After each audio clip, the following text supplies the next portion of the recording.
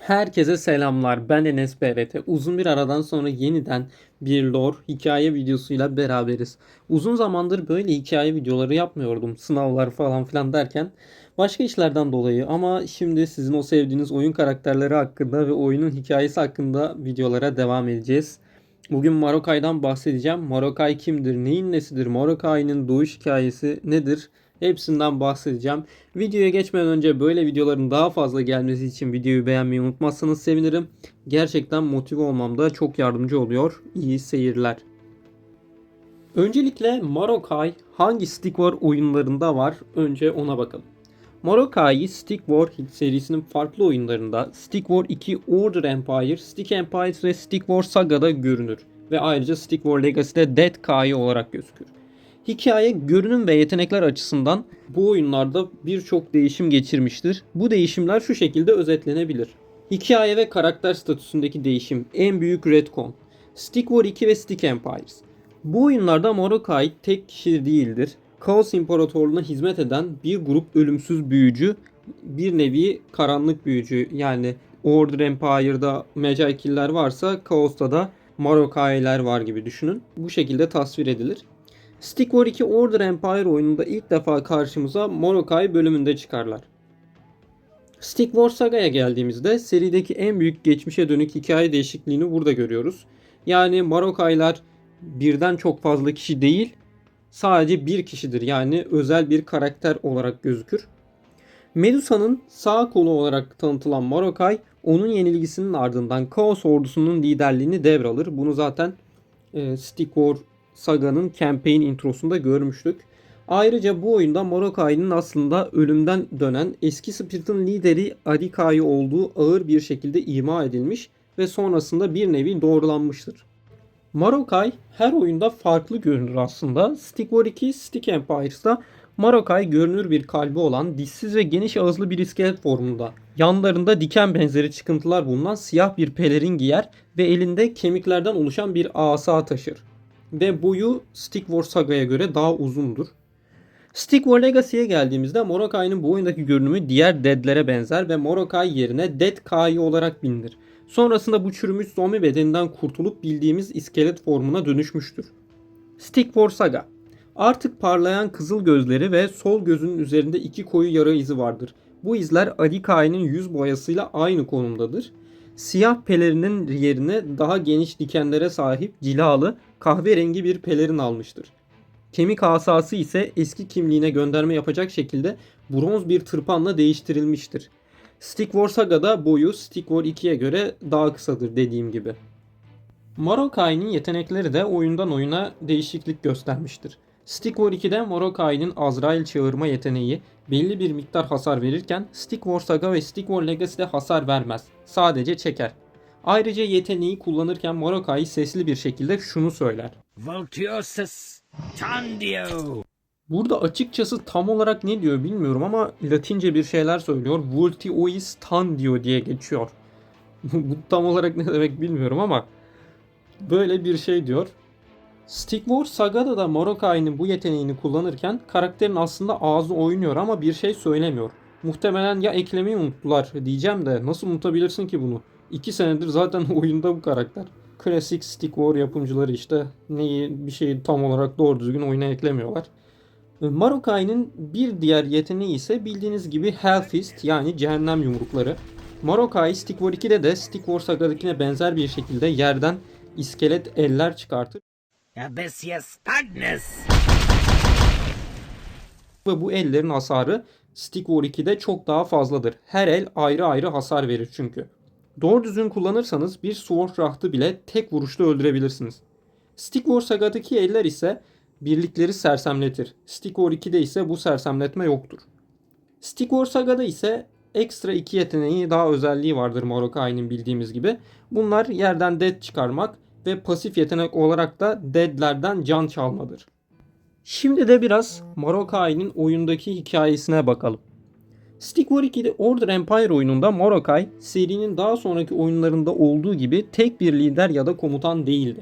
Kaos İmparatorluğu'na hizmet eden bir grup ölümsüz büyücü olarak tasvir ediliyordu.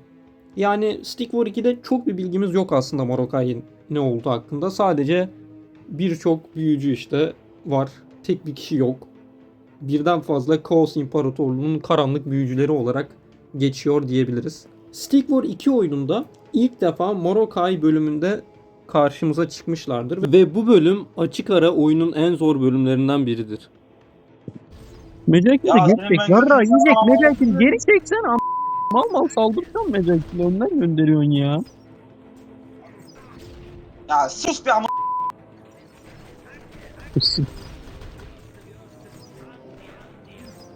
Amına orospu benim amına. Orospu benim.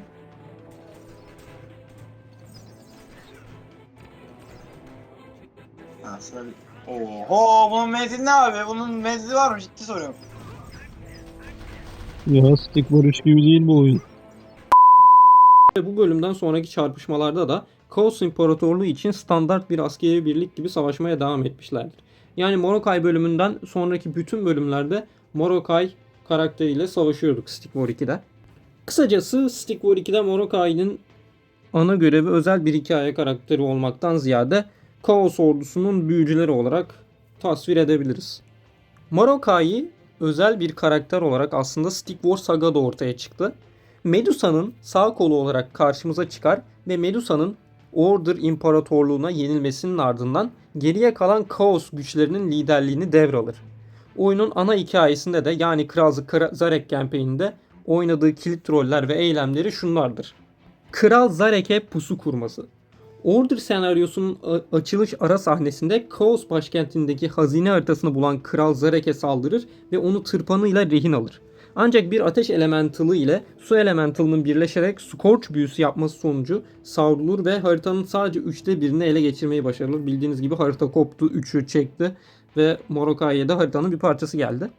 Ayrıca bu açılış sahnesinin sonunda Kai Rider adlı devin üzerinde olduğunu da gördük. Esir Kral Zarek ile konuşması.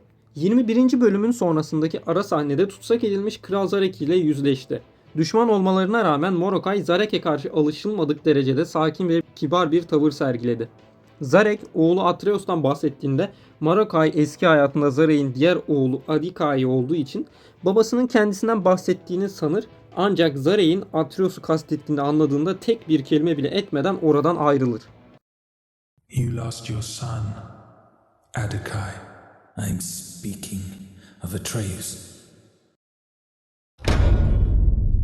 Morokai'yi 27. bölümde tekrar görürüz. Morokai bize karşı yani Order İmparatorluğu'na karşı pusu kurar. Bu savaş sırasında kardeşi Atreus'a kişisel olarak seslenerek onu babasının kuzusu ve arkadan vuran sözleriyle aşağılar. Bunları aslında Atreus'a söylüyor.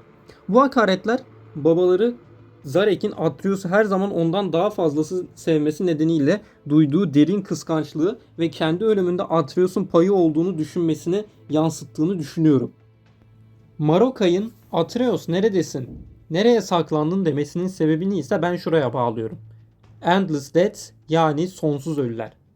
Bildiğiniz gibi Stick War Legacy oyununda Atreus ve bir grup Order İmparatorluğu askerlerinin bir ormandan geçerken Deadler tarafından saldırıya uğradığını biliyoruz. Uzun bitmek bilmeyen ızdıraplı gecelerden sonra herkes ölmüş, hayatta kalan tek kişi ise Atreus olmuştur. Hani şu sonsuz ölüler modunda kaybettiğimizde en son çıkan ekrandaki Atreus'un heykelin üstüne tırmandığı resim var ya, işte onu kastediyorum. Bildiğiniz gibi Dead Kai, The Endless Death'te Dead'leri kontrol eden bir karakter olarak karşımıza çıkmıştı.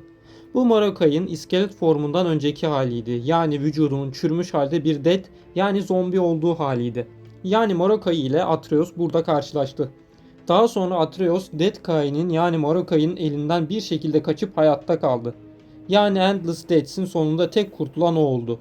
Bu olayların devamında Morokai Atreus'u aramaya koyuldu ancak bulamadı ve bu yüzden Morokai Atreus neredesin, nereye saklandın diye soruyor. Yani Endless Deaths bölümü aslında Stick War Saga Order campaign'indeki bir zaman aralığında geçiyor. Zaten Kral Zarek'in Morokai ile konuşmasında Atreus'un kaybolduğunu söylemesi de Endless Deaths'te Atreus'un zombilerin saldırısından kurtulamadığını düşünmesinden dolayı olmalı. Atreus ancak son bölümde Vratnar'a karşı savaşırken ortaya çıkıyor ve Vratnar'ı ve Lunar Klops'u mağlup ettikten sonra oyunun sonunda Zilaros Atreus'u görünce ona "Atreus, geri dönmene sevindim" gibi bir şey diyor. Yani Atreus uzun zamandır ortada yoktu ve muhtemelen herkes onun sonsuz eller ormanında öldüğünü zannediyordu. Bu anlattığım kısım benim teorimden ibaret, ancak hikayedeki parçaları birleştirdiğimizde tamamen mantıklı ve doğru olduğunu söyleyebilirim. Şimdi ise Adikai'nin ve Morokai'nin görünüş bakımından da aynı kişi olduğunu kanıtlayan ipuçlarına bakalım. Morokai'nin gözünün üzerinde bulunan yara izleri eski hayatında Adikai iken yüzündeki izlerle tıpatıp benzemektedir. Adikai'nin yaşarken kullandığı mızrağın tasarımı ile Morokai'nin kullandığı bronz tırpanın tasarımı birbirine oldukça benzemektedir. Bu yeni tırpan ve kahverengi pelerin onun aslında Dead Kai ile aynı görünüme ve silahlara sahip olmasını sağlamıştır. Zaten Morokai'nin ve Adikai'nin görsellerini yan yana koyduğumuzda ne demek istediğimi anlayacaksınız. Ayrıca Morokai ve Adikai'nin de isimleri birbirine benzemektedir. İkisinde sonunda Kai var sonuçta. Hatta Dead Kai de. Dead Kai, Adikai, Morokai hepsi aynı birbirine benziyor gördüğünüz gibi. Morokai ve trajik hikayesini kısaca özetlemek gerekirse böyleydi.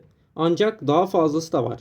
Yakında gelecek olan Chaos Campaign'de Morokai'nin haritasıyla sefere çıkacağız ve Order'a karşı intikam savaşı güdeceğiz.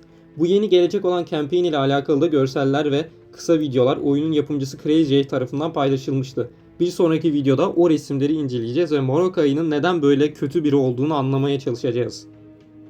Bu videoluk şimdilik bu kadar. Umarım videomu beğenmişsinizdir. Daha fazla böyle hikaye ve karakter anlatım videosu seviyorsanız videoyu beğenmeyi unutmayın. Bay bay.